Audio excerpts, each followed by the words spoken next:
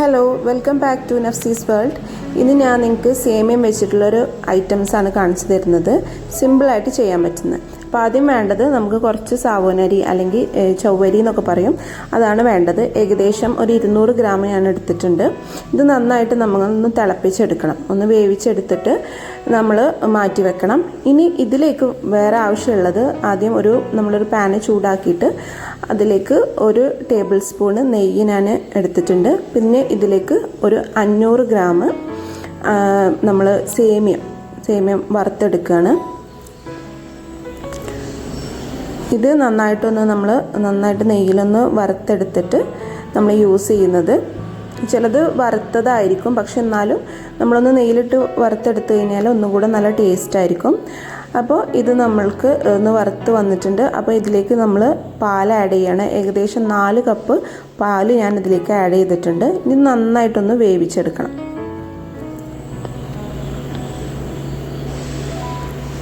അപ്പോൾ ഇത് നന്നായിട്ട് തിളച്ച് വന്നിട്ടുണ്ട്. ഇത് കുറച്ച് കട്ടി കൂടിയ സേമിയാണ്.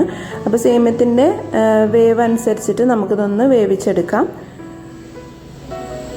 നന്നായി വെന്താലും മാത്രമേ ഉള്ളൂ ആ ഒരു കൺസിസ്റ്റൻസി കിട്ടുള്ളൂ. അപ്പോൾ നന്നായിട്ട് സേമിയം വേവിച്ചെടുക്കാം.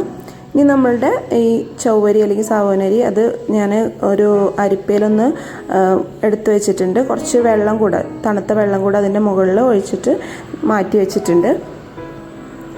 ഇനി ഇത് നന്നായിട്ട് സേമിയൊക്കെ വെന്ത് കഴിഞ്ഞ് കഴിഞ്ഞാൽ നമുക്ക് ഈ ഒരു ചൊവ്വരി ഇതിലേക്ക് ആഡ് ചെയ്ത് കൊടുക്കാം. ഇപ്പോൾ നന്നായിട്ട് ഇതുപോലെ കുറുകി വരും കേട്ടോ. ഇനി ഇത് നമ്മൾ 2 പോർഷനാക്കിയിട്ട് ഡിവൈഡ് ചെയ്യാണ്. അപ്പോൾ അതിലേക്ക് ഞാൻ ഫസ്റ്റ് പോർഷനിലേക്ക് നമുക്ക് കുറച്ച് കാഷ്യൂനട്ടും റെസിൻസൊക്കെ ഒന്ന് നെയ്യിൽ വറുത്തെടുത്തിട്ടുണ്ട്. ഇത് നമ്മളൊരു പായസം പോലെയാണ് റെഡിയാക്കുന്നത്. അത് നമ്മൾ സാധാ പെട്ടെന്ന് ഉണ്ടാക്കാൻ പറ്റുന്ന ഒരു സേമിയ പായസമാണ്. ഇതുപോലെ നമുക്ക് സേമിയ പായസം ഉണ്ടാക്കാം. ഇതുപോലെ പാലിൽ സേമിയം വേവിച്ച് ചൊവ്വരി ആഡ് ചെയ്തിട്ട് നമ്മൾ അതൊരു അത് നമുക്ക് എടുത്തിട്ട് ഇതുപോലെ നെയ്യൊക്കെ ഇട്ടിട്ട് കാഷ്യൂനട്ട്സ് ഇതൊക്കെ ഇട്ടിട്ട് നമുക്ക് പായസം യൂസ് ചെയ്യാം. അപ്പോൾ ഞാൻ ഇതിലേക്ക് കുറച്ച് പാലും കൂടെ 2 കപ്പ് പാലും കൂടെ ആഡ് ചെയ്തിട്ട് തിളപ്പിച്ചിട്ട് ഇതിലേക്ക് നമ്മൾ ആ മറ്റേതിൽ നിന്ന് പകുതി പോർഷൻസ് ഇതിലേക്ക് ആഡ് ചെയ്തിട്ടുണ്ട്. അപ്പോൾ ഇതൊന്ന് നന്നായി തിളച്ച് വന്നു കഴിഞ്ഞ് ഇതിലേക്ക് നമ്മൾ ആ ഒരു വറുത്ത് വെച്ച കാഷ്യൂനട്ട്സും അതുപോലെ തന്നെ ഉണക്കമുന്തിരിയൊക്കെ ആഡ് ചെയ്ത് കഴിഞ്ഞ് കഴിഞ്ഞാൽ നമ്മളുടെ പായസം റെഡിയാണ്. അപ്പോൾ സിമ്പിളായിട്ടുള്ള സേമിയ പായസമാണ് ഒരു ഐറ്റം എന്നുള്ളത്. അപ്പോൾ ഇത്രയേ ഉള്ളൂ നമ്മളുടെ സിമ്പിൾ സേമിയ പായസം എന്നുള്ളത്.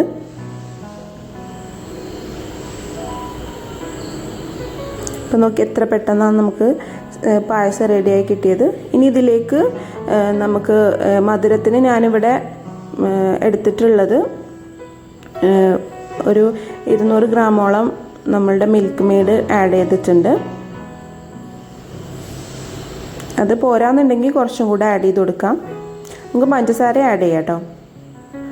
അപ്പോൾ ഇവിടെ മിൽക്ക് മെയ്ഡൊക്കെ ഒഴിച്ച് നമ്മൾ പായസം റെഡി ആയിട്ടുണ്ട്. പിന്നെ നമ്മൾ വറുത്ത് വെച്ച കാഷ്യൂ നട്ട്സും റെസിൻസും ആഡ് ചെയ്തിട്ടുണ്ട്.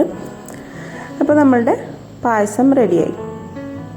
നമുക്കത് മാറ്റി വെക്കാം. ഇനി ബാക്കിയുള്ള നമ്മളുടെ മറ്റേ പോർഷൻ ഉണ്ടല്ലോ, അപ്പോൾ അതിലേക്ക് ഞാൻ ഒരു 4 ടീസ്പൂൺ കോൺഫ്ലവർ കലക്കിയത് ഒഴിച്ചു കൊടുക്കുകയാണ്. നന്നായിട്ടൊന്ന് ഇളക്കി കൊടുക്കണം.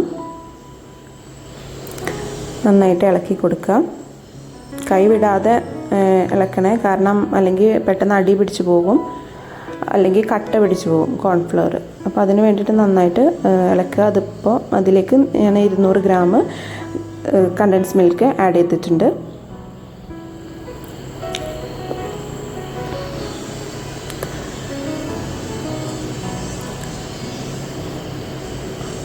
അപ്പോൾ മധുരത്തിന് അനുസരിച്ച് നമുക്ക് പിന്നെ ആഡ് ചെയ്യാം കേട്ടോ. കാരണം പലർക്കും പല ടൈപ്പ് മധുരമാണല്ലോ ഇഷ്ടം. അപ്പോൾ അതിനനുസരിച്ച് നമുക്ക് ആഡ് ചെയ്യാം. അപ്പോൾ ഈ ഒരു കൺസിസ്റ്റൻസി വരെ നന്നായിട്ട് ഇളക്കി കൊടുക്കാം. ഇതിലേക്ക് നമുക്കൊരു ട്രേയിലേക്ക് മാറ്റാം. അപ്പോൾ നമ്മളുടെ സേമിയ പുഡിംഗ് റെഡി.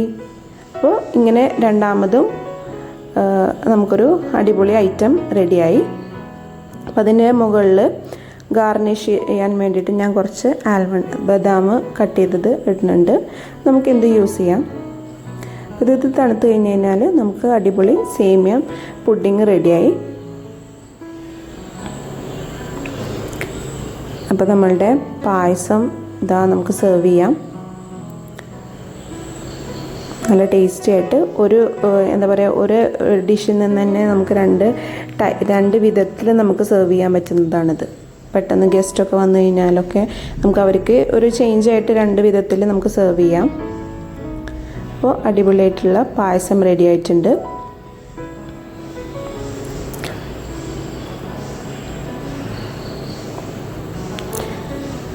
ഇനി നമ്മളുടെ പുഡിങ്ങും ഇതാ സെറ്റായിട്ടുണ്ട്.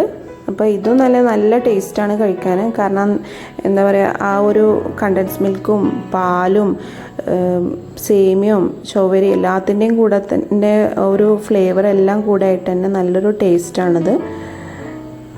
എപ്പോഴും നമുക്ക് പായസം കഴിച്ച് മടുത്തെങ്കിൽ നമുക്ക് സേമിയം വെച്ചിട്ട് ഇങ്ങനെ ട്രൈ ചെയ്ത് കഴിഞ്ഞാലും കുട്ടികൾക്കൊക്കെ നല്ല ഇഷ്ടമാകും, ഒരു വെറൈറ്റി ആവുകയും ചെയ്യും. അപ്പോൾ നമ്മളുടെ സേമിയ പുഡിങ്ങും റെഡി ആയിട്ടുണ്ട്.